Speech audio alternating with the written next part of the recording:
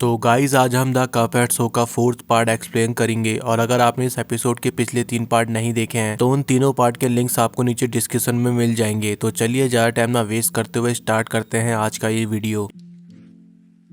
इस एपिसोड की स्टार्टिंग में कपहेड और मगमैन आंखों पर पट्टी बांधकर एक दूसरे को मारने वाला गेम खेल रहे होते हैं, लेकिन तभी गेम के दौरान उन दोनों को कुछ टूटने की आवाज आती है और वो दोनों अपनी आंखों पर लगी पट्टी हटाकर एक दूसरे को देखने लगते हैं। और तभी मगमैन कपहेड को देख के चौंक जाता है क्योंकि कपहेड का हैंडल गेम के दौरान टूट जाता है। फिर तभी कपहेड मगमैन से पूछता है क्या हुआ, कुछ बात है? लेकिन तभी मगमैन कपहेड से घबराते हुए कहता है नहीं कपहेड, ऐसी कोई बात नहीं है। लेकिन मगमैन की बात सुनने के बाद कपहेड को मगमैन पर शक होता है और वो खुद को मिरर में देखने लगता है और तभी उसकी नजर अपने हैंडल पर पड़ती है जो गेम के दौरान टूट गया होता है। और अपने हैंडल को टूटा देख कपहेड जोर से चिल्लाने लगता है, लेकिन तभी मगमैन कपहेड के पास आता है और उससे कहता है घबराने की कोई जरूरत नहीं है, हम इसको चिपका देंगे। और इतना कहते ही मगमैन अपना थूक हैंडल में लगाकर उसको चिपका देता है जिससे कपहेड खुश हो जाता है। लेकिन तभी वो हैंडल दोबारा झड़ जाता है जिसे देख कपहेड जोर से चिल्लाने लगता है। लेकिन फिर तभी मगमैन टेप लेकर कपहेड के पास आता है और कपहेड के फेस के साथ हैंडल भी चिपका देता है, लेकिन वो हैंडल एक बार और नीचे गिर जाता है। फिर इसके बाद मगमैन थोड़ा सोचने लगता है और तभी उसको एक आइडिया आता है जिसके बाद मगमैन कपहेड का हैंडल चिपकाने के लिए घर से बाहर जाता है और कपहेड का हैंडल चिपकाने के लिए शहद लेके आता है और कपहेड का हैंडल चिपका देता है जिससे कपहेड खुश हो जाता है। लेकिन तभी मगमैन को अपने ऊपर पानी की बूंदें टपकती महसूस होती है जिसके बाद वो दोनों ऊपर को देखते हैं और तभी हम एक भालू को देखते हैं जो मगमैन से बहुत गुस्सा होता है क्योंकि मगमैन उस भालू का शहद चुरा कर लाया होता है। और फिर तभी वो भालू कपहेड और मगमैन को पीट पीट कर अपना शहद लेकर वहां से चला जाता है। फिर इसके बाद हम कपहेड को देखते हैं जो हैंडल ना चिपकने की वजह से रोने लगता है। लेकिन तभी मगमैन कपहेड से कहता है हमें कोई चिपकाने वाली चीज देखनी होगी जिससे भालू का कोई नाता ना हो, इसलिए तुम डरो मत। और फिर इसके बाद कपहेड और मगमैन आपस में लड़ने लगते हैं और एक दूसरे की गलती बताकर खुद को कोसने लगते हैं। लेकिन तभी लड़ाई के दौरान मगमैन को गोंद के बारे में याद आता है और गोंद का नाम सुनने के बाद कपहेड और मगमैन दोनों खुश हो जाते हैं। और फिर तभी मगमैन ड्रॉल में से गोंद निकालता है, लेकिन जब मगमैन वो गोंद निकालता है तो वो गोंद सारे सामान के साथ चिपक गया होता है और निकल नहीं रहा होता है। फिर तभी हम कपहेड को देखते हैं जो फिर से सैड हो जाता है, लेकिन तभी मगमैन वो पुराने गोंद को फेंक देता है और दोबारा कपहेड को समझाता है और उससे कहता है हम शुगर भाई के वहाँ जाएंगे और उनसे गोंद ले लेंगे। लेकिन तभी कपहेड कहता है वो ऐसी हालात में बाहर नहीं जाएगा। लेकिन तभी मगमैन कहता है तुम घबराओ मत, किसी को पता नहीं चलेगा। और फिर तभी वहाँ केतली बाबा आ जाते हैं जो कपहेड को देख जोर से चिल्लाते हैं और वहाँ से भाग जाते हैं। और केतली बाबा का रिएक्शन देख कपहेड और मगमैन एक दूसरे का मुंह देखते रह जाते हैं। और फिर इसके अगले सीन में हम कपहेड और मगमैन को देखते हैं जहाँ कपहेड लोगों की नजरों से बचने के लिए लड़की की ड्रेस पहनकर गोंद लेने के लिए जा रहा होता है और रास्ते में मगमैन कपहेड के लिए फूल बिछाता जा रहा होता है जिससे लोगों को उन पर शक ना हो। और तभी हम पास में कुछ लोगों को देखते हैं जो कपहेड को लड़की समझकर उसको घूर घूर के देखने लगते हैं। लेकिन तभी अचानक जोर की हवा चलती है जिससे कपहेड के सारे कपड़े उड़ जाते हैं और पास में बैठे लोगों को पता चल जाता है कि कपहेड का हैंडल टूटा है। और फिर वो सभी लोग कपहेड को भद्दा बोलकर वहां से भाग जाते हैं। और फिर हम कपहेड को देखते हैं जो उन सब लोगों की बात सुनने के बाद सैड हो जाता है। लेकिन तभी वहाँ एक कटोरा आता है जो कपहेड से कहता है मुझे तो तुम अच्छे दिख रहे हो। लेकिन तभी कपहेड उस कटोरे पे गुस्सा करता है और वहां से चला जाता है। फिर इसके बाद सीन शिफ्ट होता है शुगर की शॉप में जहाँ हम कपहेड और मगमैन को देखते हैं जो शुगर की शॉप में पहुंचकर शुगर को अपनी प्रॉब्लम बताते हैं और उससे गोंद मांगते हैं। और शुगर कपहेड और मगमैन की बात सुनने के बाद गोंद लेने के लिए अंदर चला जाता है। और तभी हम बाहर मगमैन को देखते हैं जो कपहेड से कहता है तुम खाली परेशान हो रहे थे, अब तुम्हारा हैंडल जुड़ जाएगा, लेकिन तुम चाहो तो अपने पुराने हैंडल के बदले नया स्टाइलिश हैंडल लगा सकते हो। और फिर इसके बाद मगमैन कपहेड को बहुत सारे अलग अलग डिजाइन के हैंडल दिखाता है, लेकिन कपहेड को कोई हैंडल पसंद नहीं आता है और वो मगमैन से कहता है मुझे मेरा हैंडल ही पसंद है, इसलिए मैं उसे ही लगाऊंगा। और फिर तभी हम शुगर को देखते हैं जो बाहर आकर कपहेड और मगमैन से कहता है गोंद खत्म हो गई है, अब तुम्हें गोंद 3 महीने बाद ही जब नया माल आएगा तब मिलेगी। फिर तभी हम कपहेड को देखते हैं जो 3 महीने का इंतजार करना पड़ेगा कहकर और सैड हो जाता है। फिर इसके अगले सीन में हम कपहेड और मगमैन को घर पर देखते हैं और कपहेड गोंद ना मिलने की वजह से बहुत दुखी हो जाता है और सोफे में मुंह ढककर लेट जाता है। लेकिन फिर तभी वहाँ केतली बाबा आते हैं जो मगमैन को बाहर जाने को कहते हैं, लेकिन मगमैन बाहर जाने का झूठा नाटक करता है और चुपचाप सोफे के पीछे छुप जाता है। और फिर तभी केतली बाबा कपहेड से कहते हैं अब तुम बड़े होने लगे हो और तुम्हारा बच्चा हैंडल गिरने की उम्र हो गई थी, इसलिए तुम्हारा बच्चा हैंडल टूटकर गिर गया। तभी हम कपहेड और मगमैन को देखते हैं जो केतली बाबा से बच्चा हैंडल का नाम सुनकर उनसे बच्चा हैंडल के बारे में केतली बाबा से पूछते हैं ये बच्चा हैंडल क्या है केतली बाबा। तभी केतली बाबा कपहेड और मगमैन को एक झूठी कहानी सुनाते हैं और उनसे कहते हैं मेरे बचपन में मेरा बच्चा हैंडल टूट गया था, लेकिन मैं उससे घबराया नहीं क्योंकि मुझे पता था जब हमारा बच्चा हैंडल टूट जाता है तो उसका मतलब होता है हमारे वहाँ परी आने वाली है, और इसीलिए मैंने अपना बच्चा हैंडल तकिए के नीचे रखकर परी के आने का इंतजार करा। और फिर तभी रात में परी आई और मेरा पुराना हैंडल ले गई और मुझे नया हैंडल दे गई। और फिर जब मैंने सुबह उठकर खुद को मिरर में देखा तो मेरे पास एक बड़ा और चमकीला हैंडल था। फिर इसके बाद हम कपहेड और मगमैन को देखते हैं जो केतली बाबा से झूठी कहानी सुनने के बाद बहुत खुश हो जाते हैं। तभी हम मगमैन को देखते हैं जो केतली बाबा की बात सुनने के बाद अपना हैंडल तोड़ देता है और कपहेड से कहता है चलो कपहेड हम दोनों अपना हैंडल तकिए के नीचे रखकर सो जाएंगे और हमें नया हैंडल मिल जाएगा। और फिर इसके अगले सीन में हम कपहेड और मगमैन को देखते हैं जो अपने अपने हैंडल तकिए के नीचे रखकर सो जाते हैं और अपने सपने में केतली बाबा की बात सोचने लगते हैं जिसमें उनको लगता है कि कोई परी अंदर आ गई है और उनका पुराना हैंडल लेकर उनको नया हैंडल देकर वहां से चली गई है। और फिर तभी सुबह हो जाती है और कपहेड और मगमैन उठकर सीधा केतली बाबा के पास जाते हैं और उनको अपना हैंडल दिखाते हैं। और गाइस ये सब केतली बाबा ने ही किया होता है क्योंकि वो कपहेड को सैड नहीं देखना चाहते थे, इसीलिए उन्होंने उनको झूठी कहानी सुनाई थी। और फिर तभी हम केतली बाबा को देखते हैं जो गोंद फेंक कर उनसे कहते हैं ये तो बहुत अच्छी बात है, तुम्हें परी ने नए हैंडल दे दिए। और इतना कहते ही केतली बाबा वहां से चले जाते हैं। और फिर तभी कपहेड और मगमैन बहुत खुश हो जाते हैं और आपस में एक दूसरे से कहते हैं हमारे नए हैंडल के नाम। और इतना कहते ही वो दोनों चीयर्स करते हैं जिससे वो दोनों टूट जाते हैं। और इसी के साथ हमारा आज का ये वीडियो भी यहीं पे खत्म होता है।